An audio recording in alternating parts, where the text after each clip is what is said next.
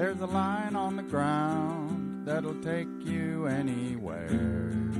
If you want to go somewhere in particular, you gotta follow the right line. But there's a line on the ground most places, and we're gonna follow that line to whatever we might find, though it might not be just what we were expecting. There's just no point directing that line on the ground.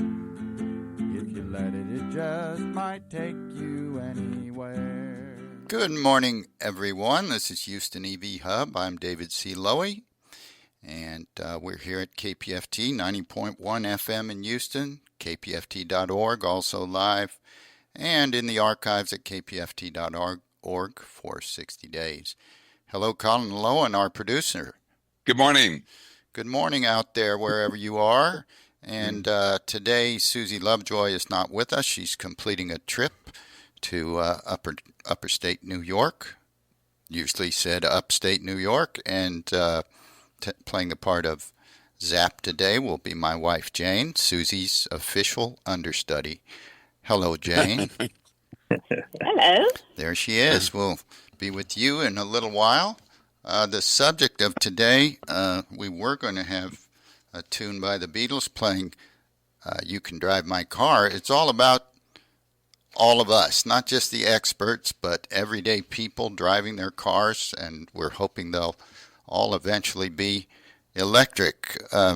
But there are some astonishing statistics that I've come across lately when I was looking up how many cars are electric right now.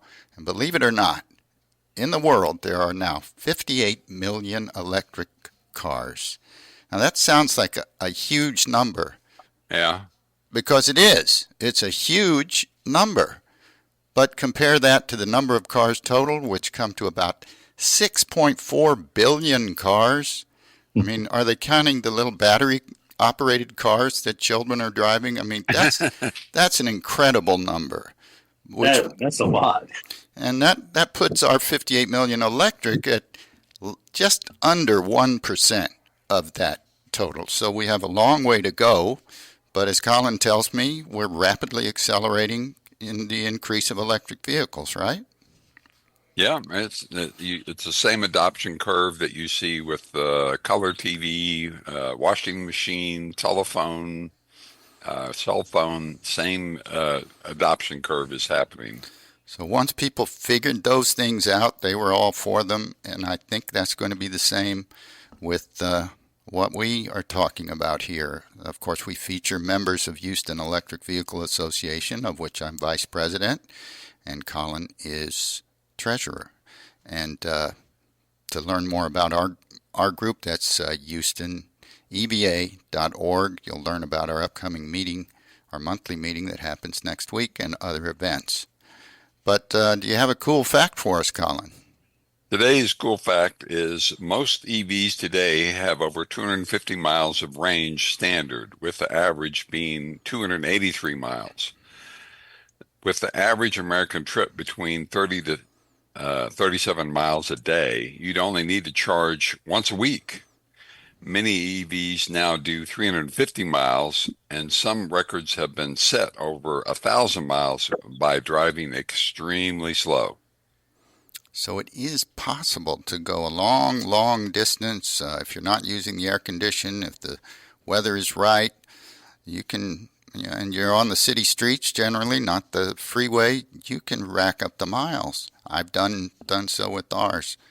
Just to add something to what I was talking about, all those cars, I also came across the fact that the Sultan of Brunei, who's sort of in the lower end of the billionaires of the world with a mere $30 billion at his beck and call, apparently has 7,000 cars. A lot of them custom-made, Rolls Royces and Bentleys and so forth. But, how do you decide? Which one am I going to use today? But, He probably doesn't drive. True. Joining us today, and we may have heard from one of you, Steve Wagner, and Shawn Meadows. Now, these are people that I met in different ways. Steve Wagner represents a company that installs and services alarms, home alarm systems, and Shawn Meadows from Louisiana works here in Houston utilizing his electric cars. Now, Steve showed a great deal of interest in electric cars when I told him that I host a show about them. And Shawn Meadows tells us that he was the world's greatest skeptic about electric, but now owns 3 of them and is a big fan. So welcome, Steve, and welcome, Shawn. Where do we start? Shawn, you were a big skeptic. Tell us what that was like. Yeah, I just didn't understand it in the early days. Like I think I had told you, the wife wanted a Tesla, and we were sitting in the parking lot of the Target where there was a Tesla charger, and we were talking about, well, I guess you can charge here at lunch. We just didn't understand that you charge at home and any of those things. And but once she got the car and we started to research it and we started to understand it's the greatest thing since sliced bread. She didn't have to go stand in the fuel line anymore or get out in a dangerous situation. She's got 80% every morning when she leaves. So. And Steve, you told me that in the course of your work that you drive some 30,000 miles a year and are currently using an internal combustion engine vehicle that you could easily swap for one the same kind but electric. Well, I've been thinking about that. The only place, I can charge up, but I drive to like Houston and back from DFW, or Fort Worth, I should say, or drive down to San Antonio and from Fort Worth. And sometimes I go from San Antonio to Houston. It's just that's where my customer base is, and I've got to go visit them.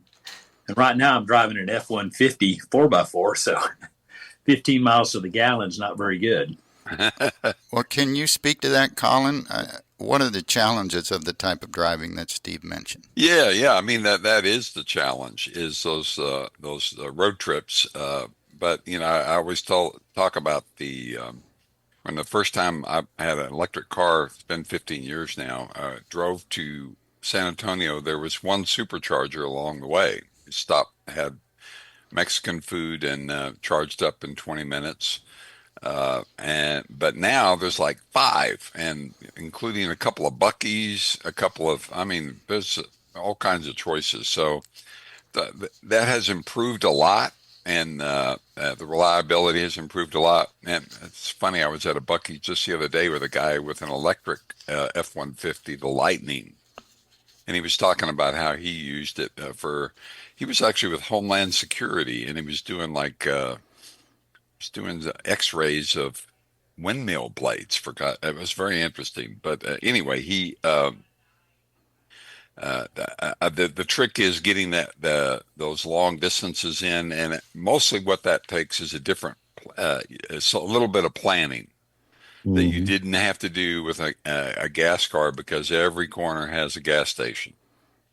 Now, we still have people that run out of gas, but we still forget to fill up. But with a little bit of planning, it does a couple of things for you. It will, I think you'll spend, the average is 40% less in gas and maintenance. And Precinct 2, our county here, talked about how much they had saved, and they're aggressively pursuing electrification in forklifts and box trucks and all that stuff that they use. Well, Shawn, you come in from Louisiana. You say it's a 2-hour drive. How does that work for you? It's no issue. I can leave my house and drive to Houston, drive all the way home. I have about 35% left, but my truck has big range. Silverado or GMC EV is going to be the way to go for him, probably. I can drive to Dallas, no issue. You want something with Tesla charging if you're going to be on the road like that all the time, because it's just available everywhere. Oh, yeah. So that's, and Ford has it, Rivian has it, and GMC and Chevrolet have it.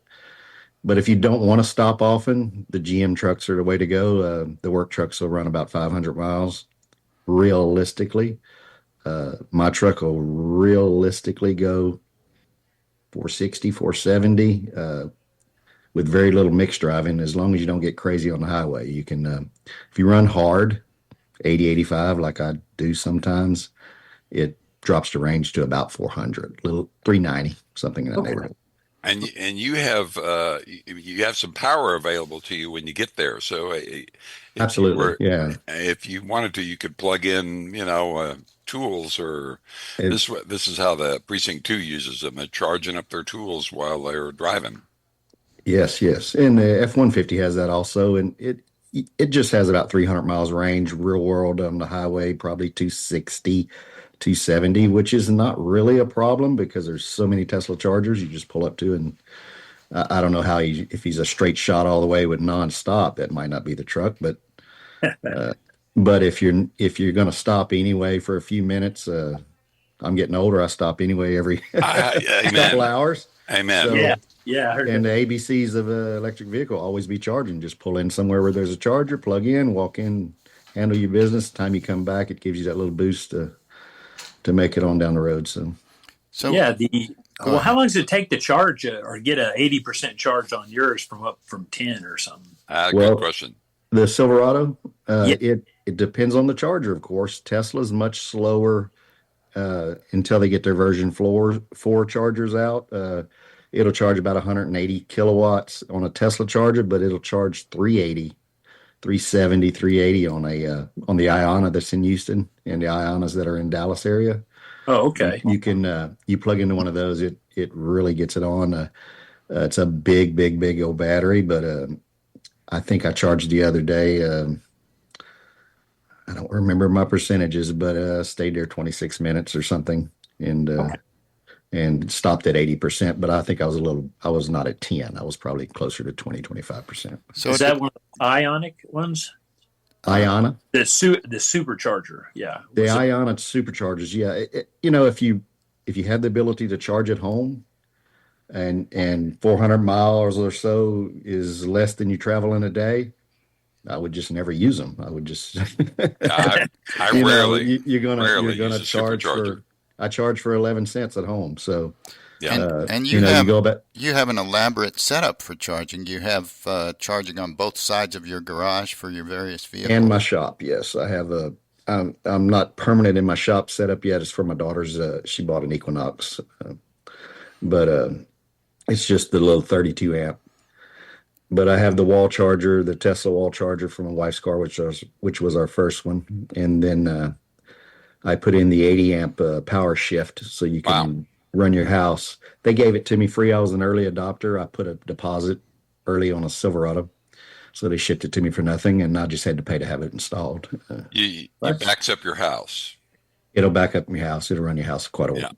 Well, you have certain circuits. You still only have 80 amps going back. You set it up with about 50 amps, so you can run your fridge or maybe an air conditioners or whatever. But it's just like a generator would be set up. It's not going to power every single breaker, but it'll power the ones you select. And Steve, you have to understand, it depends on the size of the charger in your car, in the individual cars. Absolutely. A friend has one that will accept 800 kilowatts, and she charges up very quickly, and she routinely goes across the country to pick up the latest car that she's bought, and she drives it back. So, yeah, she has an 800 volt, is what you're saying? Probably, yeah. 800 volt. I got you. Okay. Yeah. Oh, okay. Yeah, they charge faster. And I was then just thinking about a used Tesla is what I was looking at. Well, the F-150 Lightning is the way to go on Tesla charging because it's 400 volt architecture, just like Tesla. So you'll get a couple hundred kilowatts, which is plenty on that smaller battery. And where Shawn and I met was at a Shell recharge station, and they have 360 yes that they're providing. But if your car is not equipped to accept that much, it will only accept as much as your individual car. But Colin posted recently about the Ford setting up superchargers at many of their dealerships now. So, and they're open to anyone who wants to use them. Yeah. The issue you have with some of these charging companies is the pricing is just unrealistic Yes. on now. Tesla, if you're a member, I do the membership. It's 34 cents versus 59 or 55 or 46. whatever it is. Yeah, depending on your Iona's pretty reasonable right now too. They're running mid 30s, and they're fast. What is this? I mean, when you're saying 30 cents and 50 cents, what are you talking about? Getting a full charge? No, the kilowatt, how much energy you're taking into the battery. Like my battery's a 200 plus kilowatt truck, so huge battery, yes. And the Ford Lightning, like if you're a Ford guy, that would probably be your truck. It runs about 150 gross and 130 or so usable. So it gets about 2 miles per kilowatt hour. You do the math on that. If you charge at home for 12 cents, every 2 miles costs you 12 cents. So if you can do some math on that and comparing it to fuel, it's usually about a third or less, maybe 25%. So when you're buying it on the road, it's not necessarily a lot cheaper than gas. It can be if you shop. Like if you go to Tesla's, it can be cheaper, but it's not going to be significantly cheaper. And level 2 charger is going to be cheaper. Is the savings. That's exactly right. That's where the savings is at. So Steve and Shawn, please stay with us. We're going to come back to you and hear more about your experiences with and you're considering getting into electric. But we'd like to stop now to do the fun little piece we do every week. My wife Jane is playing the part of Zap this time in Fun with Zip and Zap, which is this episode is called "Is That a Dumb Question or What?"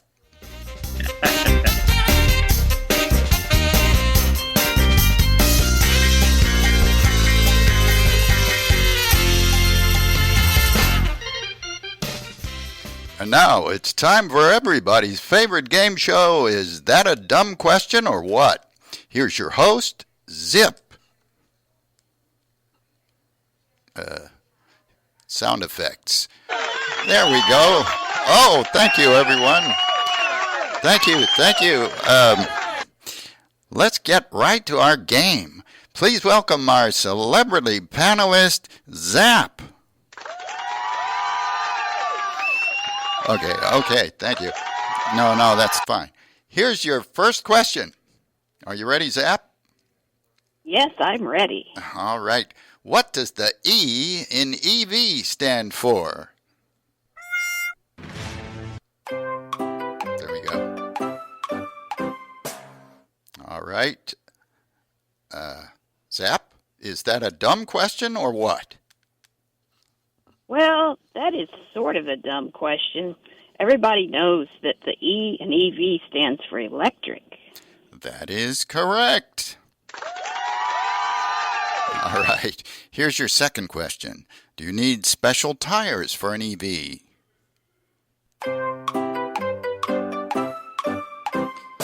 Zap, is that a dumb question or what? I'll have to say, or what, to that one.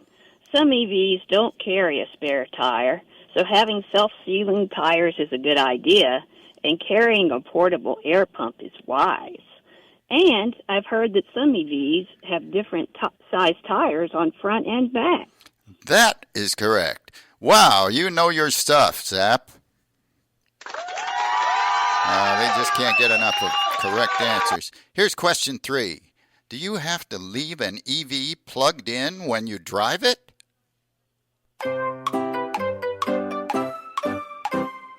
Zap, is that a dumb question or what? Can I just say, duh, to that one and move on? You couldn't get anywhere that way. Duh.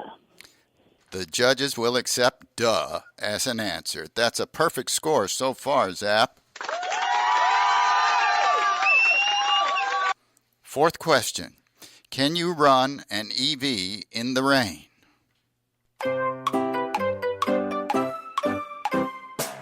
Zap, is that a dumb question or what? Definitely, or what? It wouldn't be much good if you couldn't. There are many waterproof components in an EV, But just remember, floodwaters aren't good for any car. Audience, what do you think? They like your answers, Zap. Next question. Can you listen to music in the car? Or do you have to bring a handheld transistor radio? Okay. Dumb question or what, Zap? Double duh, Zip. You do know that this is 2025.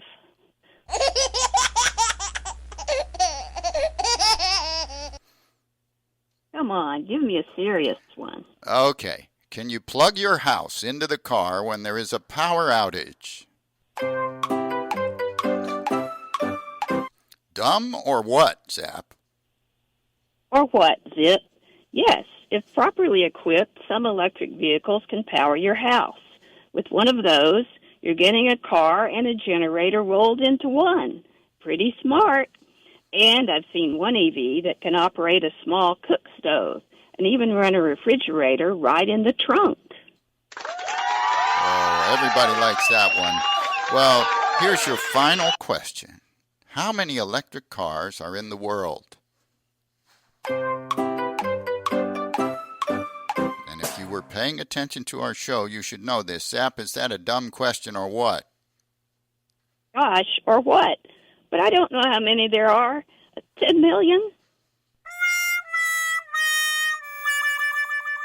Well, it was not a dumb question, but there are way more than that. One report says there are 58 million electric cars out there, which is slightly less than 1% of the 6.4 billion cars in the world. So EVs have a long way to go, but there are more and more of them every day. That's all the time we have, but just remember, folks, there are no dumb questions, just smart answers. We hope you'll join us next time for What's That Internal Combustion Engine Doing in My Garage? All right. Thank you, Jane. We'll see you later. You. And Steve and Shawn, we hope we didn't scare you away with that. Oh, no. I'll tell you what, though, something that's really fascinating to me is I heard that I kind of understood that you could use your car as a generator or something like that. Right. And Shawn had said something about how he could power his house if he needed to. And well, I like to say that when you're getting an electric vehicle, and if it's equipped for doing just that, running your house, it's like you're getting a generator and a car for the same price. But go ahead, Shawn. Yeah, it's it depends on the vehicle, how much you can power. The Ford Lightning has got a 30 amp plug, so you can power up to 30 amps, 240 volt. And there's several 20 amp 110s. So you can power it just like you would a generator with cords. Or a Ford and GM have the power shift set up where you can set your house up to where it's got an automatic transfer switch, and it just, as soon as power goes out, within seconds, it turns everything back on through your vehicle. That is fascinating. Now, that's something I never thought about. Well, the Ford Lightning is 7.2 kilowatts out of the back of it. So, that's a 7,200 watt generator. So, and short of doing Cybertruck that, has it too. Go ahead. Yeah, that's pretty fascinating. At least you can keep your refrigerators on. I don't know if it'd run an air conditioner or not. Or you can. The downside to that is that you can't go nowhere. So you need some kind of battery storage.